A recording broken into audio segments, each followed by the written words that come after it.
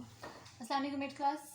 आज का आपका चैप्टर 3 का लास्ट टॉपिक है द इलेक्ट्रोनेगेटिविटी।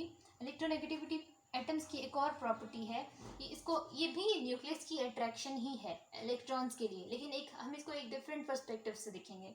ठीक है, अगर हम अभी तक हम कई तरीके से देख चुके हैं कि एक न्यूक्लियस अपने इलेक्ट्रॉन्स को कितना ज़्यादा अट्रैक्ट करता है, कितना कम अट्रैक्ट करता है। ठीक है, अकेले एटम को तो हम देख चुके हैं। ठीक है, लेकिन अगर दो एटम्स एक दूसरे के साथ बॉन्डेड हैं, सही, बॉन्डेड का क्या मतलब है कि बॉन्डिंग, केमिकल बॉन्डिंग क्या चीज़ होती है कि दो एटम अगर एक दूसरे के साथ अटैच है ना, तो उनकी जो अटैचमेंट है उसको हम पिक्चर की फॉर्म में ऐसे रिप्रेजेंट कर सकते हैं, this is the atom A, this is the atom B, और इन दोनों के जो आउटर मोस्ट शेल्स है ना, वो दोनों शेल्स इस तरह से एक दूसरे के साथ अटैच होंगे कि उन शेल्स में जो दो इलेक्ट्रॉन्स, हमेशा एक बॉन्ड के अंदर दो इलेक्ट्रॉन्स होते हैं। ठीक है, तो वो जो टू इलेक्ट्रॉन्स हैं, वो टू इलेक्ट्रॉन्स इसके आउटर मोस्ट शेल का भी पार्ट है और इस वाले एटम के आउटर मोस्ट शेल का भी पार्ट है। ठीक है, अगर मैं इन दोनों को ये वाले दो इलेक्ट्रॉन्स शो करूँ, ठीक, तो जब अगर हम इस एटम को स्किप कर दें, फिलहाल बॉन्डिंग भूल जाएं, तो एक अकेला एटम जो होता है उसका न्यूक्लियस क्या उसके अपने शेल के इलेक्ट्रॉन्स को अट्रैक्ट करता है?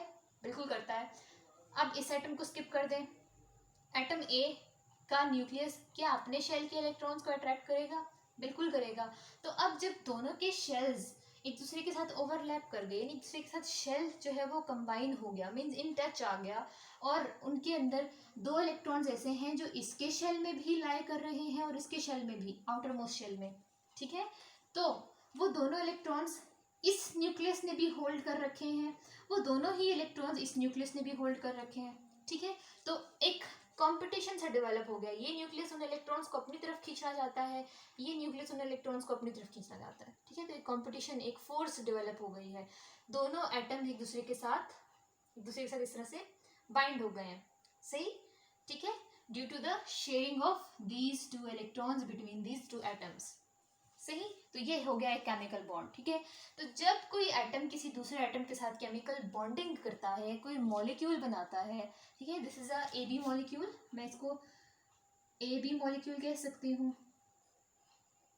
ठीक है, जो कि ए और बी टाइप ऑफ एटम से बना है। ठीक, तो हर एटम की डिफरेंट अट्रैक्शन थी अपने इलेक्ट्रॉन्स के लिए। ठीक है, ए टाइप एटम जो है वो कुछ डिफरेंट फोर्स के साथ अपने इलेक्ट्रॉन्स को खींच सकता है। ठीक है, बी टाइप एटम का न्यूक्लियस कुछ डिफरेंट फोर्स के साथ अपने इलेक्ट्रॉन्स को अट्रैक्ट करता है। ठीक है, तो जितने फोर्स ये अपने इलेक्ट्रॉन पे लगाता था, अभी भी तो वो इलेक्ट्रॉन इसी के आउटर मोस्ट शेल में है।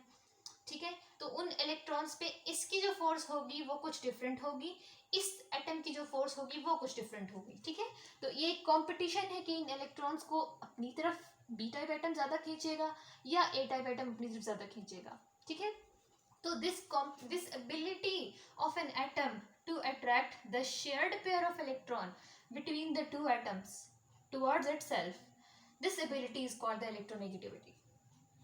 ठीक है, सिंपली ये भी न्यूक्लियस की अट्रैक्शन है for the outer most electrons, लेकिन वो इलेक्ट्रॉन्स अब फ्री स्टेट में नहीं है। ठीक है, वो इलेक्ट्रॉन्स सिर्फ एक एटम के पास नहीं है, वो इलेक्ट्रॉन्स अब किसी और एटम से भी अट्रैक्ट हो रहे हैं। ठीक है, तो electronegativity is actually the ability of an atom to attract the shared pair of electrons in a towards itself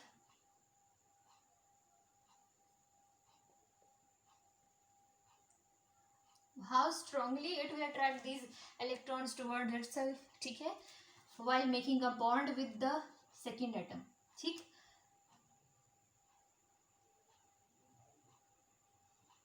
सही, तो यहाँ पर जब आप ये मेंशन करोगे ना, ये सारी बात सिर्फ attraction of for the electron pair towards itself, this is not the complete definition for the electronegativity. Complete definition तब होगी जब आप ये मेंशन करोगे कि when the atom is in a molecular state, when the atom is bonded to another atom.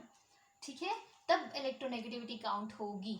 ठीक है, कि क्या A type atom B type atom से ज्यादा इलेक्ट्रॉन्स को अट्रैक्ट कर रहा है, ठीक, या B type atom A type atom से कम इलेक्ट्रॉन्स को अट्रैक्ट कर सकता है।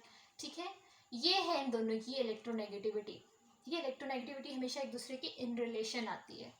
ठीक है, तो इलेक्ट्रोनेगेटिविटी की डेफिनेशन हमने देख ली है। सही,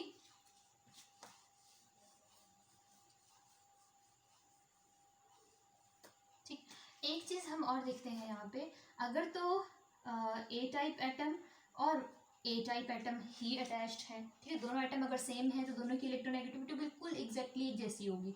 जैसे कि H2 मॉलिक्यूल, ये एक H एटम है, this is the second H atom, और दोनों बिल्कुल एक ही नेचर के हैं, दोनों ने बॉन्डिंग की, तो मतलब जितना ये अट्रैक्ट करता है उतना ही ये भी अट्रैक्ट करता है, ठीक है, तो इनकी इलेक्ट्रोनेगेटिविटी बिल्कुल सेम होगी, सही।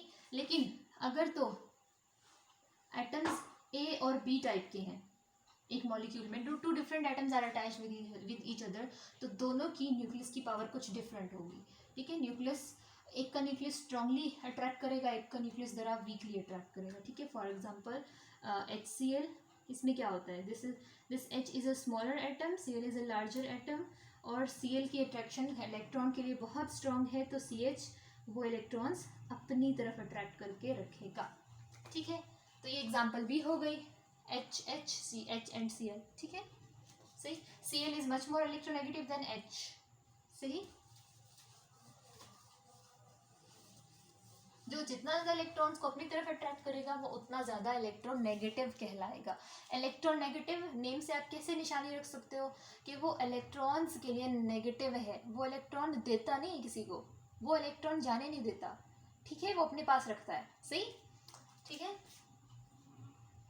ठीक। तो अब अगर हम ट्रेंड्स देखें इलेक्ट्रोनेगेटिविटी के कि हाउ इलेक्ट्रोनेगेटिविटी इंक्रीजेज और डिक्रीजेज इन अ पीरियड और ग्रुप, तो बिल्कुल जैसे हमने इलेक्ट्रोनेगेटिविटी एक्चुअली न्यूक्लियस की अट्रैक्शन है, तो बिल्कुल ये साइज पे डिपेंड करेगी। स्मॉल साइज के लिए न्यूक्लियस की अट्रैक्शन ज़्यादा होती है, इलेक्ट्रोनेगेटिविटी ज़्यादा होगी, ठीक है। लार्ज साइज के लिए न्यूक्लियस की अट्रैक्शन कम होती है, इलेक्ट्रोनेगेटिविटी जाहिर सी बात है कम होगी, ठीक है, सही। तो अगर हम इन पीरियड देखें तो यहाँ भी आप याद रखो द इलेक्ट्रोनेगेटिविटी, ये मैं साइन जो यहाँ पे E.M यूज़ करेंगे आप यूज़ नहीं कर सकते, जस्ट मैं जगह की कमी के लिए इसे यूज़ करें, ठीक है। तो इलेक्ट्रोनेगेटिविटी इज ऑल्सो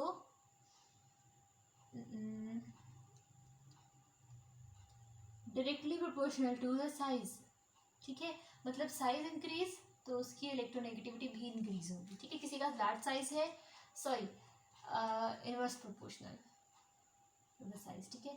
अब अगर साइज डिक्रीज होगा तो इलेक्ट्रोनेगेटिविटी उसकी लार्ज होगी, ठीक है, स्मॉल साइज इलेक्ट्रोनेगेटिविटी लार्ज, ठीक।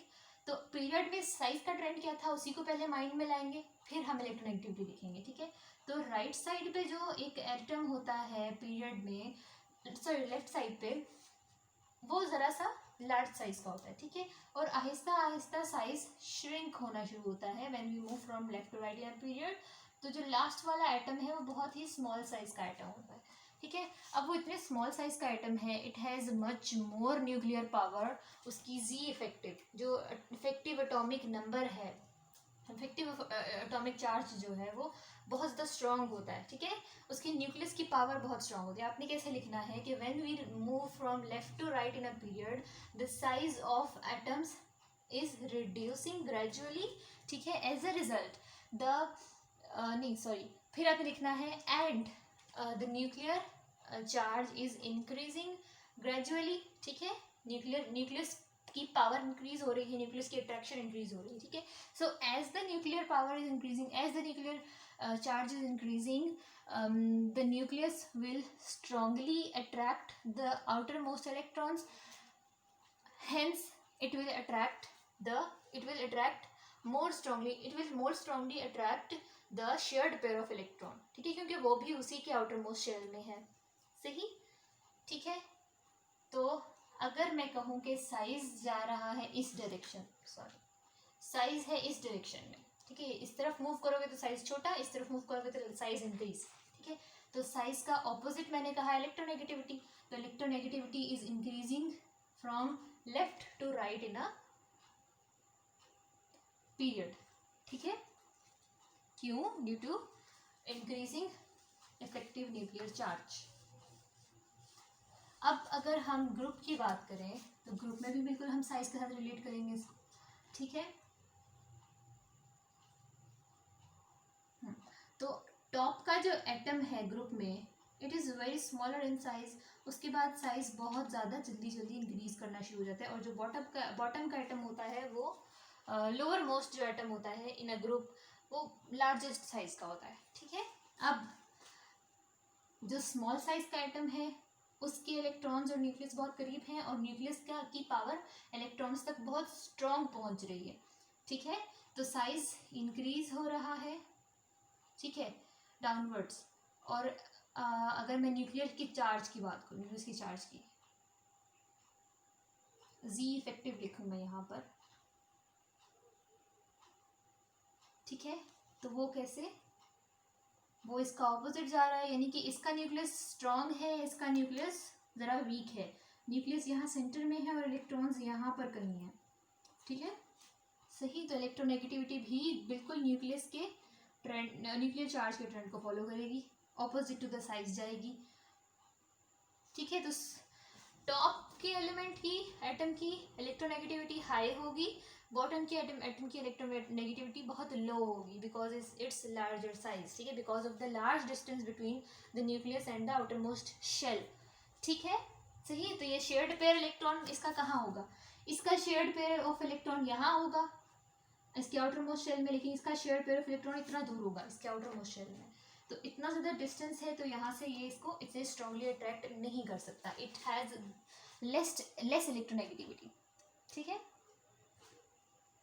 सही। बस आपका चैप्टर कंप्लीट हो गया है आज। ये सारी प्रॉपर्टीज़ बहुत अच्छे तरीके से याद करनी है। इन प्रॉपर्टीज़ में से बहुत सारे क्वेश्चंस आते हैं। ठीक है, शॉर्ट क्वेश्चंस बहुत ज़्यादा आते हैं इनमें से।